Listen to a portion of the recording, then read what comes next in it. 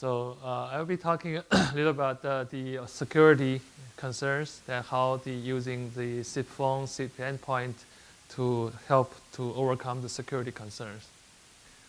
We also have Mike Ho, it's our expert, so he can probably answer some of your detailed technical questions. He has been the leader of Unix global support team. I'll talk about cover three topics. One is three agenda. One is for the security challenge, just a little bit overview. What type of security challenge we are facing now, and also a turnkey solution. And then I'll briefly talk about the company for another 1 or 2 minutes. So for IP phones, we all know it has two different mode. One is on-premise PBX. The other is hosted PBX. Both of them are facing the security challenges. So there is one is a phone privacy, right? So you don't want your phone book, your call history, your address, the login username, password, etc., being stolen by people. And also there's eavesdropping and man in the middle, etc., that can actually listen your conversation and get some sensitive information about the company or anything that you're talking about. There's also a phone attack. It can be a physical attack. It can be remote attack to get the credential and also other sensitive information. Of course, afterwards, it just happened a couple of weeks ago that one of the PBX we are testing was hacked. Actually, they made international calls overnight. Cost us maybe $1,000 or $2,000. They called Morocco somewhere, but just for the sake of calling, not actually talking to anybody there. But anyway, so that's something I think we are facing. So from Yearlink, our phone point of view, we have multi-layer security and from different aspects to provide functions, features to provide better security, right? From conversation level, privacy, how to deploy it during the deployment, and also application layer and access layer. So talking about the network access security, we support the 802.1x and the EAP, different type of EAP authentication mechanism, right? So actually, one way to do the definitely we suggest to use a VLAN to put your voice and your data to be on different VLAN, right? And also to lock your switch, the switch port, right? So that it's not everything can, not every PC can hook up the switch and access your network. So you should have some authentication on your switch to only allow the authorized devices to access your corporate network. So that actually there's a story.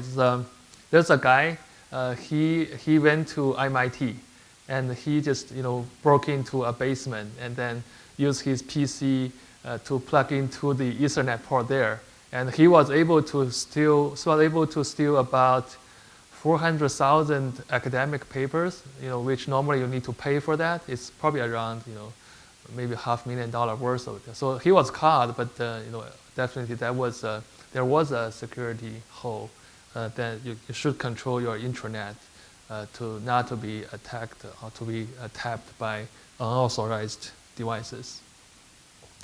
And for authorization, we support different mode, EAP, TLS, MD5, TTLS, etc. Right, so you can choose from different authentication mechanism you want to use in different scenario. And of course, VLAN also provide a good quality of service. I'm not going to go too much deep into that topic. The interesting feature we provide is actually a VPN client. So the VPN client is embedded in the phone. So we have an open VPN client that is in the phone. You can build a VPN tunnel between the phone and your VPN server. So it's very useful for some remote office and for some remote contact center agent right? Usually, you don't want to provide every one of them a VPN gateway, right? So, but the phones actually will support the VPN client. So it's very convenient to enhance the security and at the same time to not to add too much cost in the and also management effort in using the security tunnel. All the link phone model support all the VPN? I think so. Yeah, it's in our firmware. We have actually similar firmware for different phones. Right? So similar features. Yeah, it support VPN.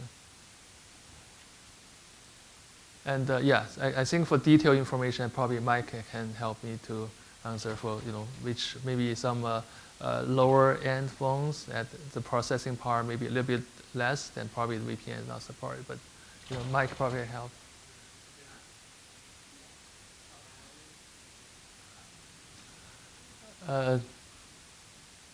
Yeah, the next security is actually security in conversation, right? So you want your conversation to be encrypted, right? So that's why we support both the signaling encryption, right? So SIP over TLS, and also the voice, the media stream encryption is AES for SRTP. The next is the privacy. So the privacy is actually about the phone itself, right? So we do have a login password. So the phone can be locked after a period of time, like your screensaver on the laptop. Then, so if somebody wants to see, okay, I want to make a phone call to my, to my niece in France, or want to see who you called this morning during your lunchtime, or what's your address you called more often this couple of days, then it's actually locked, right? You cannot see it unless you are authorized to see what's going on there. There's also a Kensington lock stop. So physically you lock it, for example, in a lobby phone and in the reception. Then you want to probably during a conference or exhibition, you want to lock it. So we support that capability. A very interesting topic is for provisioning. So Yearlink, we do provide we do support a lot of different provisioning mechanisms. Right? It's through HTTP, HTTPS, XML, FTP, TFTP, etc. So we support the root CA. So the CA so you can authenticate the phone before you actually send over your configuration files, your password, username, etc. And also all the configuration files can be encrypted, right, using AES. So it's even somebody else they cannot actually found out what's the actual credential. Right, so that's what I mentioned. This is a little bit the description of how the configuration file is encrypted. Right, so Yearlink phone actually has a built-in key. It's only known by Yearlink, and there's a separate key that can be used by the provisioning server to encrypt the file. So only the initial key can decode it. We don't support the KPI yet, but that's something we are in planning. The next one is application security. Right? So you can have for example, for certain URL or certain IP address, you can actually block them from being called from or called to. Right? So those can be put into the phone. So you can lock which URL you can. Which API from which URL is trusted, right? So that you can accept those API calls. Otherwise, it will be blocked. Right? So that actually nowadays there's a lot of interaction between the phones and the web services and some UC servers. So that helps you to enhance the security so that your APIs will not be abused by the web services. Some untrusted third party. The same thing is for the XML APP, right? So it's also there is a access list for the remote XML access to your phone. Right? So you can control who can use those interface to talk to your phones and grab back and forth information. So the security, actually, you can see is we have, you can just add a little bit summary. It's a multi-layer security. Right? At the application layer, we support the HTTPS, SSL, etc. security, and for provisioning and for other communication, and for CTI, for XML, etc. We can provide the trusted IP list, trusted URL list, and also for the configuration file encryption. In transport layer, there's signaling and media encryptions to enhance the security there. And of course, there's a simple IP layer and also a network access layer security too. A little bit about Yealink. So Yealink is a company we started in 2001, and actually by the end of 2013, Yealink has about 15.1% market share. It's just behind Polycom and Cisco Linksys. So the Polycom has 25, Cisco Linksys has about 15.6. Right? So we actually grow from 14.6 in 2011 to 15.1, so it's half percent growth in 1 year, bring us even a little bit closer to Linksys. And hopefully we are keeping double-digit growth. So hopefully by this year we can be number 2 globally, just according to Frost and Sullivan analyst. We have about 400 people, and if 200 people, we have 200 plus engineers. So if you're considering IP phone development and support, we probably have the largest engineering team just for IP phone. So we 100% focus on IP phone. So we are not doing other like PBX or other stuff. And we have 70 partners, 60 distributors all over the world. So whenever your customer is, right, it's in South America, South Africa, Middle East, we have India, right? We have a distributor there to help you, to send you the product in time. And we've been sold to over 140 countries. This is our product. We have, from the layer is a T2 series. We also have T3 series and T4 series. And T4 series is our new product. We released the third quarter this year. So it has a lot of very neat features, like the paperless soft key. You can program it to be BLF, to be line, or to be direct line. And also, it has a very good new software that you enhance a lot of features, including search functions. You can now search your address book, call history, similar as your cell phone, right? So it's very convenient. This is a new T4 series. We have 42, 46, 48, and also there's a 41. So 41 and 42 is the same form factor, but 42 is a gigabit Ethernet, and 41 is a 100 base Ethernet. And 48 is a touch screen, 7-inch touch screen phone. So it doesn't have any soft keys, it's all on the touch screen. There is also a sidecar. Sidecar support about 40 DSS keys. So you have 2 page of 20 keys. You have 20 physical keys, but have 2 page. So you can have 40 DSS key there. And also the Bluetooth dongle, the T46 actually have a USB port on the back. You can put a Bluetooth dongle to support a standard Bluetooth headset.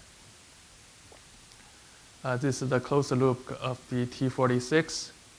And also the DEC phone. DEC phone is, we released that also second quarter this year. It's pretty good product. I'm using it every day. It's a very clear quality. It's a HD IP phone, and one base support 5 handset, 5 SIP account, and you can make 4 simultaneous calls using one base.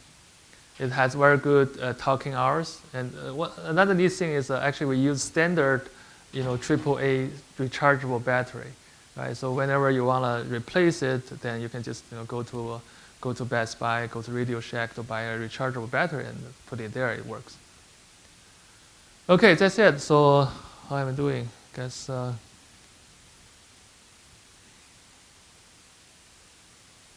Still have some time. Any questions? I have about 10 minutes, but I can always close earlier so we can go for the next show. Okay, good. Yeah, go ahead. For doing, for setting up for an endpoint into Linux environment, do you have any guidelines for how to set up how to work with stuff like OpenVPN and stuff like that?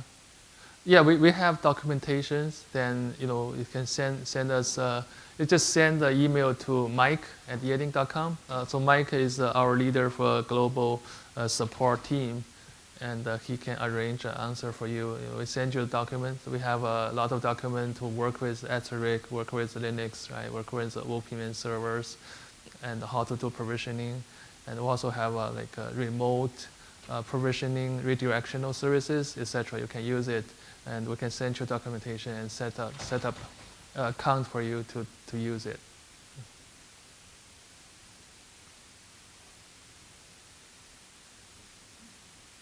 Yes. Just one more. This one probably a little off Sure. topic, but is there a way to, if you know the authentication information will trigger a phone reboot? Mm-hmm. Maybe that has security implications that will come. So can you do that, say, very easily without having to actually go into a browsing session? So the question is, if the authentication fails, then you want the phone to reboot? Have authentication information. Well, yeah, some way I can trigger a reboot that's only from the phone without having a pre-existing session.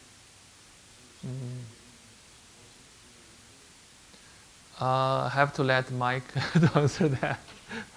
So you mean that you want have a way to remotely reboot the phone if the authentication fails, or? No, forget, we can authenticate. You Right. can provide that with the request. Right. But we just like to, without a pre-existing session, Mm-hmm. no succession, Okay. no SIP request. Uh-huh. Okay. Then I get the thing to reboot without. Okay. So you have. Yeah, if you just want to remotely reboot the phone. Yeah, before registering to any SIP account. We Yeah. just had the SIP server change IP. We want to reprovision all the phones. Mm. Yeah. Okay. There is no server that currently has a session because he died. Okay. Redirect all his phones to a reprovision. Okay. So do you want the phone to automatically reboot itself, or do you want to actually send some kind of Okay. Okay.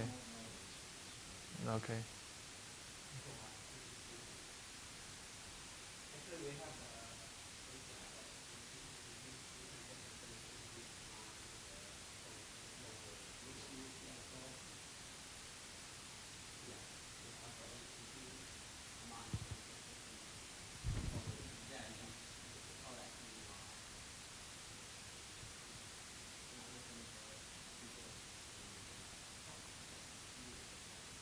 Great. Did that answer the question? Yeah. Okay. Great. Yeah. That's why I have Mike here. Last time I was talking about security, I was caught up on the stage for a couple of ZRTP questions. Well, now I know what that is.